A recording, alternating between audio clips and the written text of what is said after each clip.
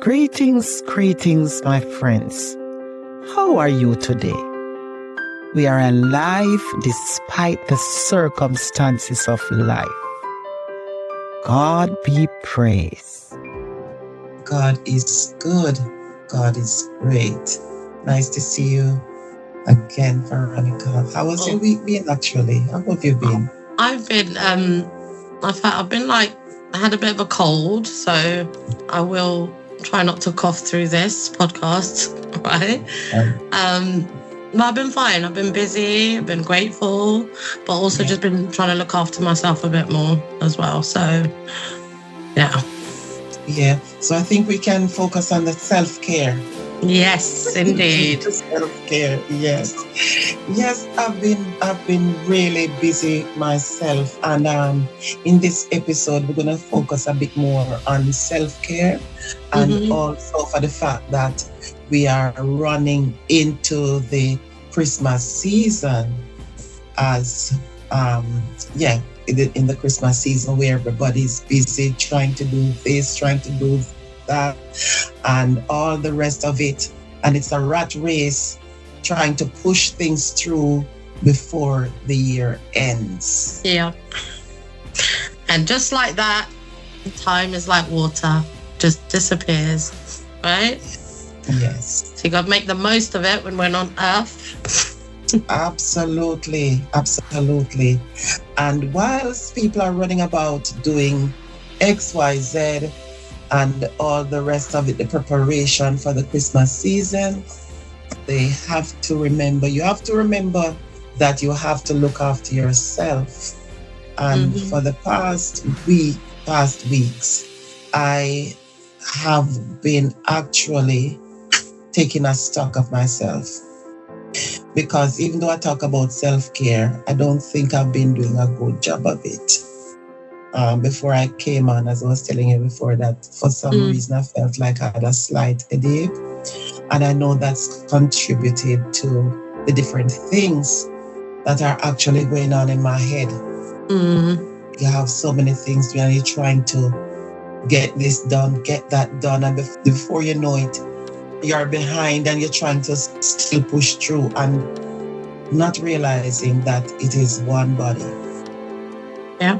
And like now I just feel like I need to give myself a slap because I'm not. Well, Jennifer, I will give you a spiritual slap. Here you go.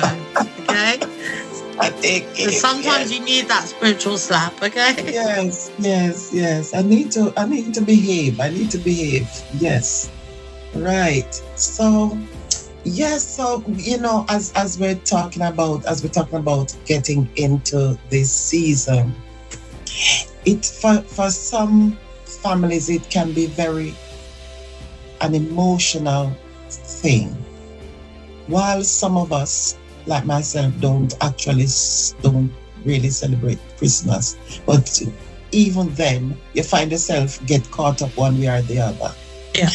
Yeah. And I am really sympathetic, and my heart goes out to families who have lost their loved ones, because I know in this time, people used it as a time to come together where they see friends and their loved ones and all of that. And while some families are happy and some are sad, and that's the reality. And I see this season where, as people in general, they just have this laugh, this unusual laugh. They're more happy, Normally, for us who live in the season of winter, that the winter can be very depressing for some people. Yeah. But when it comes on to like the Christmas time, it lifts up their spirits one way or the other. And I am particularly, if we're talking about self-care now, I'm particularly mindful for the families who have lost loved ones, especially recently. Yeah. because I know from I know for myself when, and even now, you remember that, oh,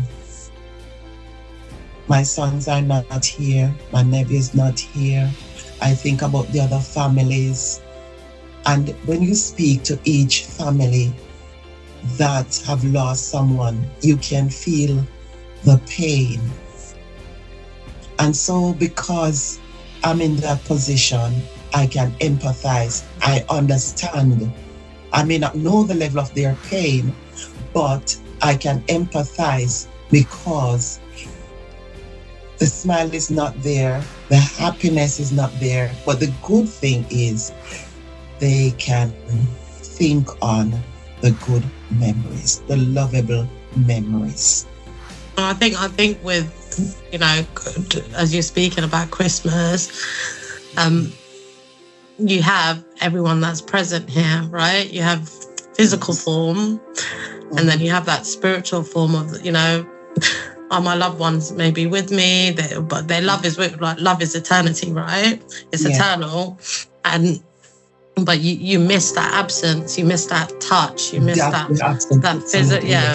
physical form of them.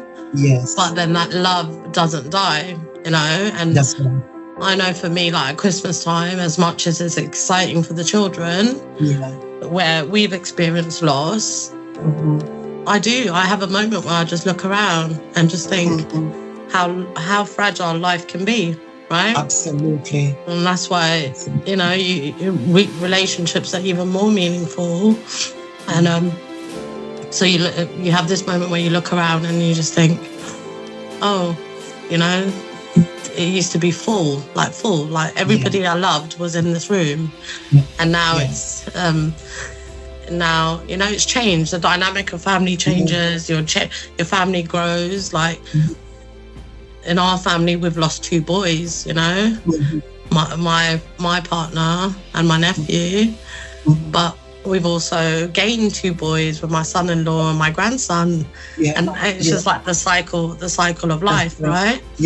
Yes. So to be grateful, but also your wounds do open up at that time. Absolutely. Yeah. And on that note, I would just say to families, people, friends, anybody, whatever faith you are, if there are people around you who have lost someone, and I can imagine everybody have lost someone, but especially when you have lost somebody suddenly, you weren't prepared. That is the most painful situation. When somebody is ill, no, you know, I'm not saying it unkindly, but you are aware where they are at. Yeah. And so you know that somewhere, we're not saying that none of us is going to depart from Mother Earth. But what I'm saying is, when you have your family member, you have mercy, you care for them during their time of sickness, and then you see the journey where they're going. Yes. So that is less painful if that makes sense. But when somebody's just suddenly ripped away from you, that you have the trauma. Yeah. You have that trauma, and trauma is not a thing that is healed overnight, right? And so, as the world on a whole is entering to this season, remember a family. You may not celebrate Christmas, but remember that family who is on their own. Yeah. Remember that single mom who is on her own. Remember that dad who is on his own. Yeah. That brother, that friend. Yeah. Reach out. Even a phone call. Yeah, just to keep people in mind, right? To just make sure to spread that love. Right? That's right. Because love is, And love is not just within your circle. Love is you spread the love around. Because Jesus was and is still our example. Because when he was on earth, he didn't just come for his own. Yeah. The less fortunate, those that people wouldn't even look on. He came for the widow. He saw the harlot, the prostitute, the thief, the robber. And so I think as a people that we can have that extra care, that extra compassion and kindness one towards another. Yeah. And at the same time, while we are giving a helping hand, while we are extending our love and compassion to others, let us remember to look after ourselves. Amen. Amen. And I think that's where the struggle is, right? Because we've spoken about this a lot over our session, shall I say? Yes.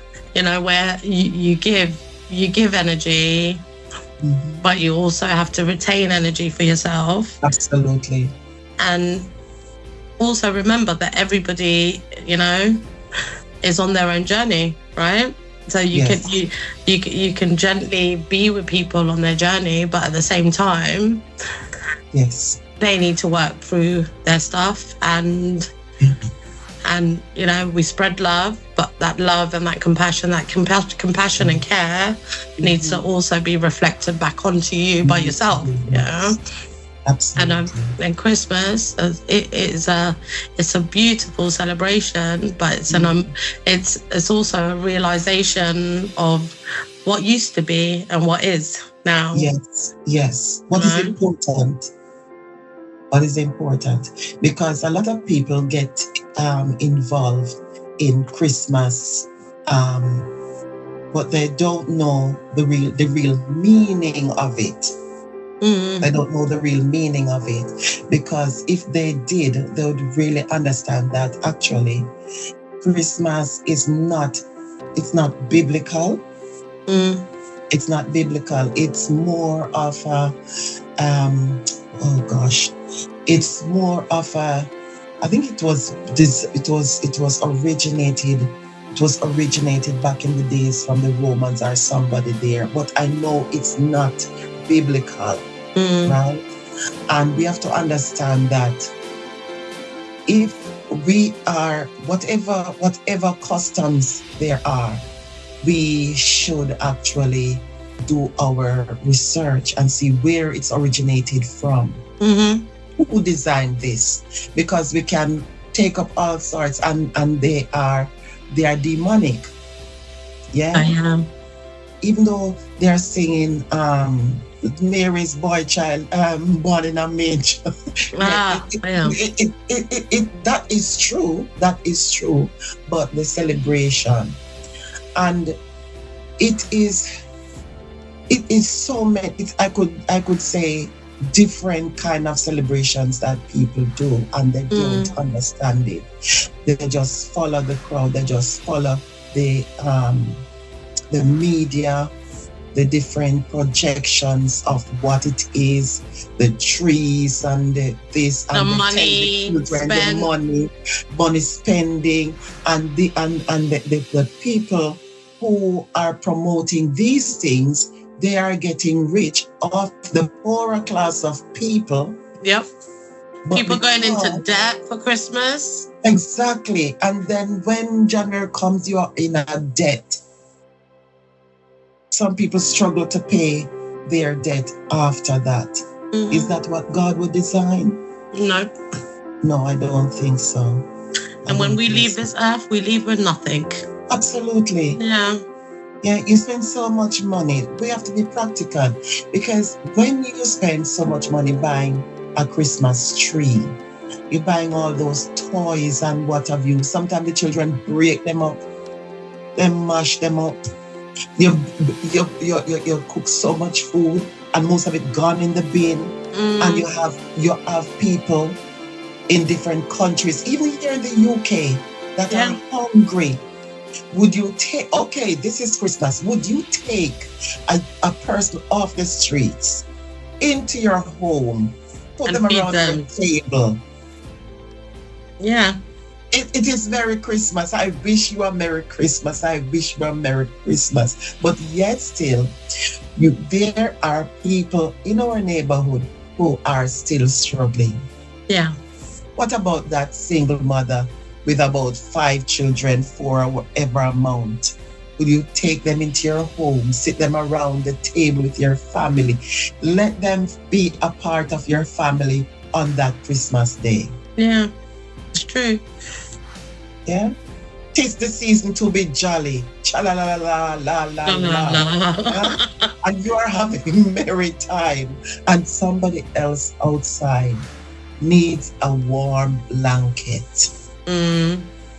So it's about the meaning of it, isn't it? I think people get blurred about the gifts and the presents and the alcohol and, but it is about the meaning of love and family and friendships and all those things.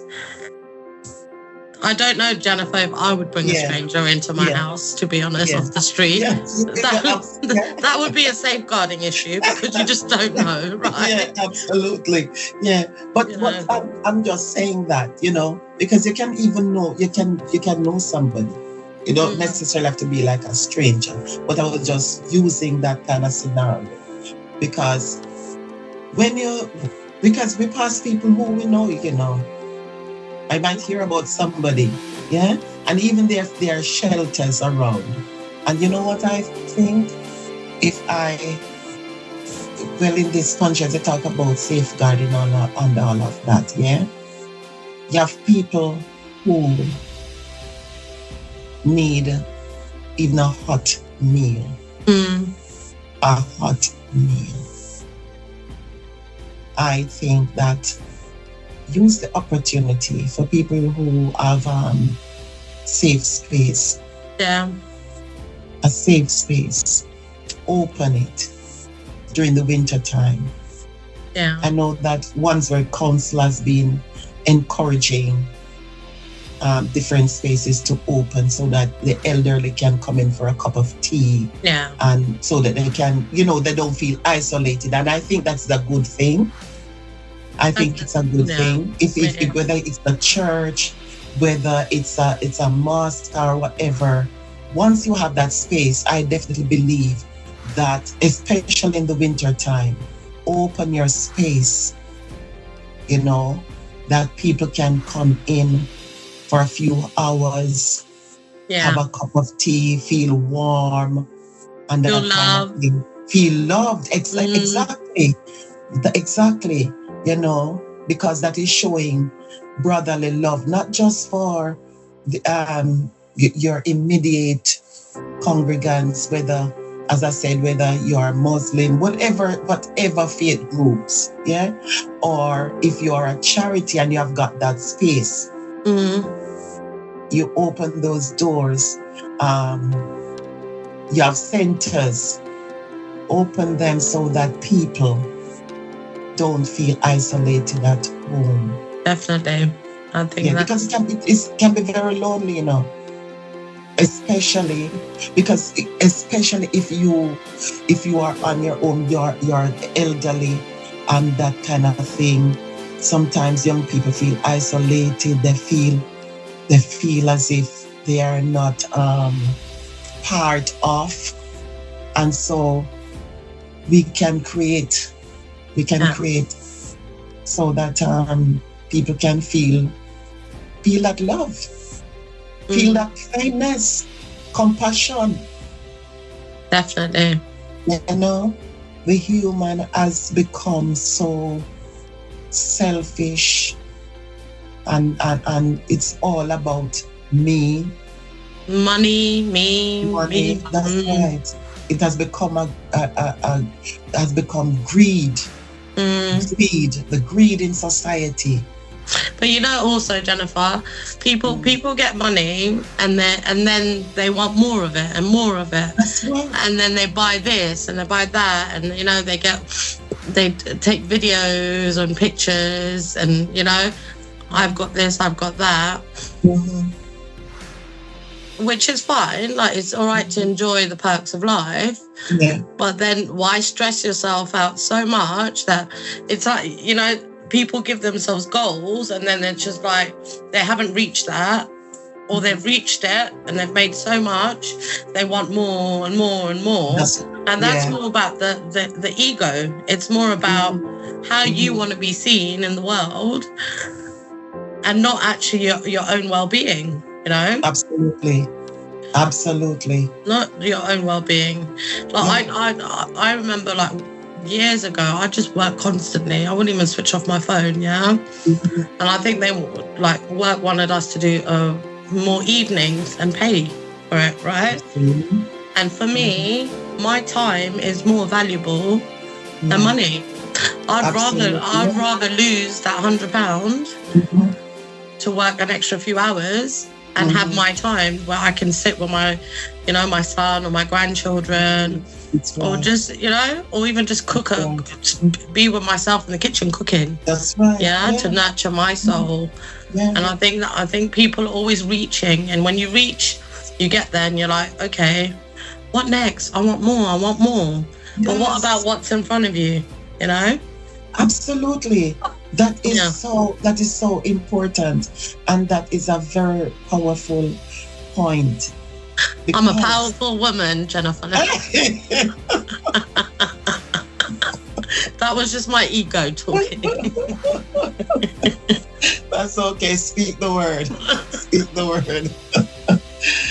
Oh my goodness. And in all of that, God is not in the mix. God is not in the mix, because when you put God in the mix, He will allow Him to place somebody on your mind, and He will tell you, slow down. You understand what I'm saying? And allow you to prioritize which is most important. Is it your health, or is it about getting more of what you have? Big building in the scriptures, it talks about the rich man building a bigger barn. He wants more. And if he sees the poor man over there, he still wants to take from the poor man. Yeah, that's true. And this is what these businesses do. The more they're getting rich, the more they're taking, and they're taking from their counterparts. They're taking from the poor set of people. Like, I was just thinking, sometimes like I go past the big houses and stuff like that, right? And in my head, I'm like, that's what people aim for. That's their way of saying I'm successful. Yes. But now when I go past all the big houses, or people are telling me, oh, I've got this big house and I've got this and that, and I just think, who's going to clean your house? Because I don't want to be cleaning no big house, Jennifer. I'll tell you that straight, right? Who's got time?